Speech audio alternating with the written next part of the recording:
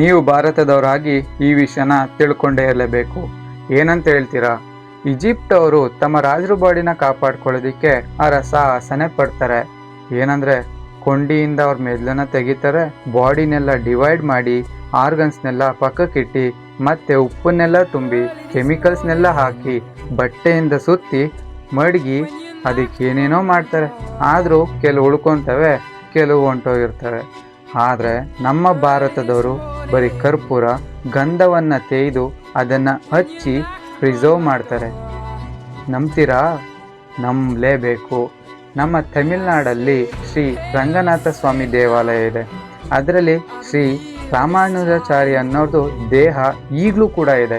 ಎಷ್ಟು ವರ್ಷ ಆಗಿರ್ಬೋದು ಹೇಳಿ? 900 ವರ್ಷ ಆಗಿದೆ. ಬರೀ ಗಂಧ ಜೊತೆಗೆ ಈ ಕರ್ಪೂರ ಏನು ಹೇಳ್ತೀವಿ ಅದನ್ನು ಹಾಕಿ ಪ್ರಿಸರ್ವ್ ಮಾಡಿರೋದು. ಹೌದು, ಇದು ನಿಜಾನೇ. ಇಲ್ಲಿ ನೀವು ನೋಡಬೇಕಾಗಿರೋದು ಏನಂದರೆ ನಮ್ಮ ಪೂರ್ವಜರ ಬುದ್ಧಿವಂತಿಕೆ ಜೊತೆಗೆ ನಮ್ಮ ಭಾರತದಲ್ಲಿರ್ತಕ್ಕಂತಹ ಆಯುರ್ವೇದದ ಒಂದು ಸಿಸ್ಟಮ್ ಜೊತೆಗೆ ಅಲ್ಲಿನ ಸತ್ವಗಳು.